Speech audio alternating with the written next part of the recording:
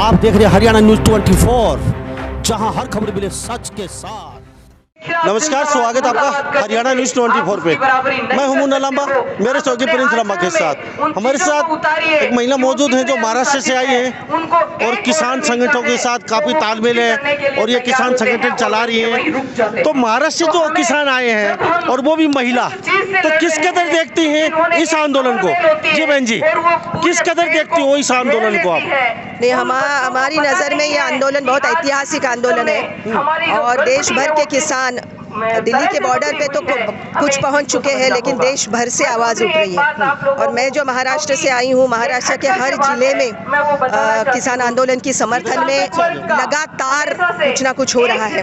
हर रोज़ मुंबई से लेकर गांव में, कस्बों में जगह जगह आंदोलन चल रहे हैं। आने वाले 3 जनवरी को जो सावित्रीबाई फुले का जन्म दिवस है, उसको मनाते हुए किसान महिलाएं रास्तों पर आएगी और इस समर्थन में अपना आवाज़ उठाएगी।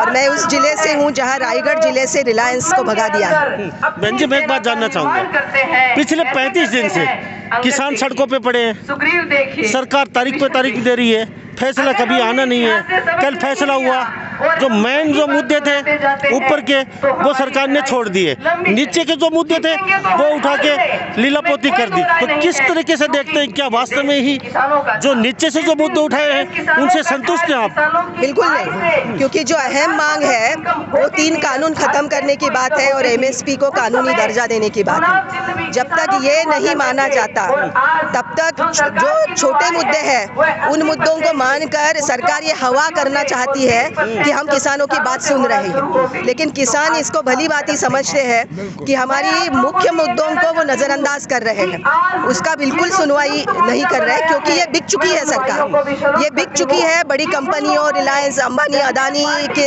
पैसे पर चलने वाली ये सरकार है। उनको ये बताना ज़रूरी है कि ये जनतंत्र है। अंबानी की मुट्ठी से गिरने वाले पैसे पर आप अपनी सत्ता को मजबूत करना चाहोगे तो ये नहीं होने वाला, क्योंकि इस देश में जो मैसेज जा रहा है वो मैसेज साफ है कि ये सरकार किसान विरोधी है, ये सरकार मजदूर विरोधी है। तो इसके बिल्कुल परिणाम होंगे और सत्ता सिर्फ पैसों से नहीं आती, जनता यहाँ की वोट देती है तब सरकार आती है, ये सरकार ने ध्यान में रखना होगा।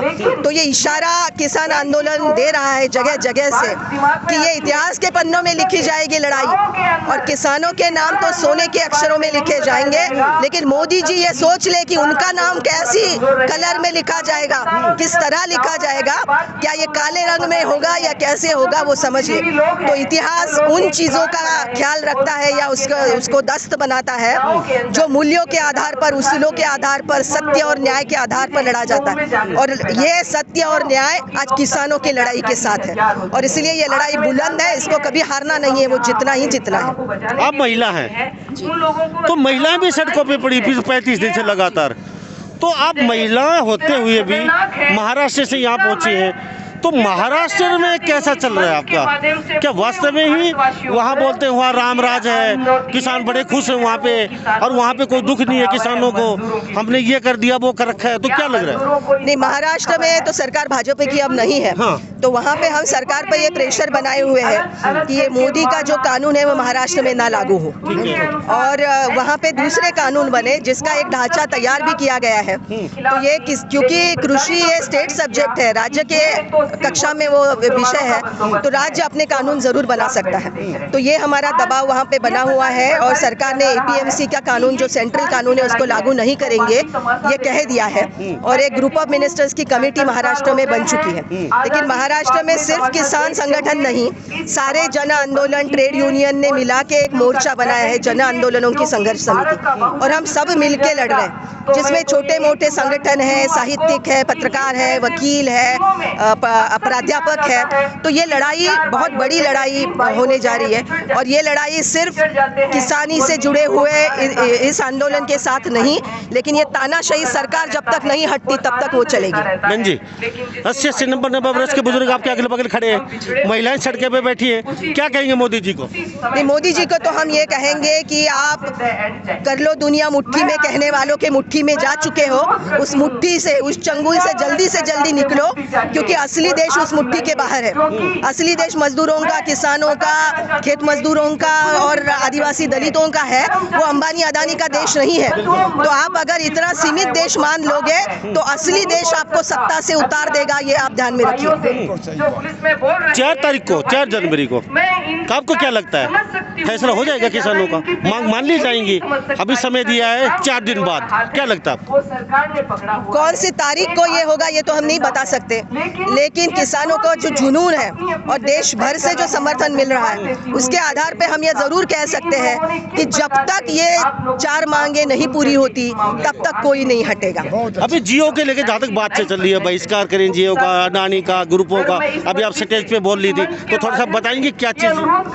एक तो रिलायंस पूरे देश को कब्जे में कर लेना चाहिए। हर ट्रेड में वो घुस रहे हैं और हर चीज के लिए सरकार उनके लिए रास्ता खोल रही है, उनकी मुनाफेखोरी का रास्ता, ताकि वो आम जनता को लूटे और उनका घर भरता रहे।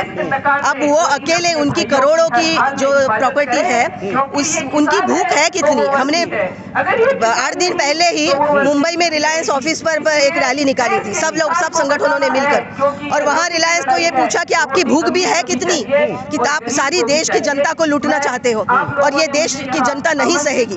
तो जियो के कार्ड, सिम कार्ड जला दिए गए, लोगों ने पोर्ट कर दिया है। महाराष्ट्र में कई जगह पे उनके टावर्स को जलाया गया। रिलायंस फ्रेश के शॉप पर बॉयकॉट कर रहे हैं, रिलायंस के पेट्रोल पंप को बॉयकॉट कर रहे हैं। वैसे ही अदानी की जो चाल चल रही है उसको भी, उनके भी प्रोडक्ट्स बॉयकॉट करे, ये कॉल है।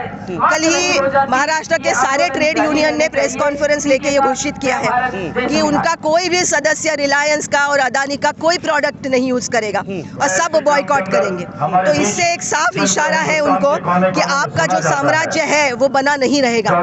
तो उनकी जो नींव है उस नींव को भी चोट पहुंच रही है और मोदी इससे बिल्कुल सबक सीख ले और ये समझ ले कि अगर इस देश का सरकार चलाना यानी जनतांत्रिक सरकार चलाना होता है, संविधान के आधार पे सरकार चलाना होता है। आपने संविधान की कसम लेके कुर्सी पर कब्जा कर लिया है, तो ये संविधान को याद रखिए। तो ये सारे किसान भाई जो कह रहे हैं वो संविधान याद दिला रहे हैं उनको। कल 1 जनवरी को हम सब जगह पे, महाराष्ट्र में नहीं देश भर में, संविधान की एक शपथ लेने वाले हैं कि हम संविधान के रास्ते पर चलने वाले हैं, और जो संविधान के रास्ते पर नहीं चलेंगे, चाहे वो प्रधानमंत्री हो या देश की सरकार हो, वो संविधान के ही राह पर चले, ये हम उनको सिखाएंगे। और अगर वो नहीं चलाएंगे तो उस राह से कैसे उतारना है वो भी हम भली बात ही जानते हैं। थैंक यू मैडम हमारे साथ बातचीत के लिए। तो हमारे साथ ये महाराष्ट्र से आई हुई जो महिला है, काफी जुनून है, उल्का महाजन, काफी जोश है, जुनून है, और किसान आंदोलन काफी लंबा चलेगा इन्होंने भी कहा है। लेकिन जो जब तक मांगे नहीं मानी जाएंगी हम यहाँ से हटने वाले नहीं हैं। और इन्होंने जियो को ले भी बहुत बड़ी बात बोली है कि जियो एक कब्जा करना चाहता है देश पे, इन्होंने कहा है। और जियो और अडानी अंबानी का जब तक बहिष्कार नहीं होगा, जब तक ये ऐसा ही चलता रहेगा। तो मैं मुन्ना लांबा मेरे सहयोगी प्रिंस रब्बा के साथ, सभी बातों के साथ, हरियाणा न्यूज़ 24। नमस्कार, जय हिंद। आप देख रहे हैं हरियाणा न्यूज़ 24, जहां हर खबर मिले सच के साथ।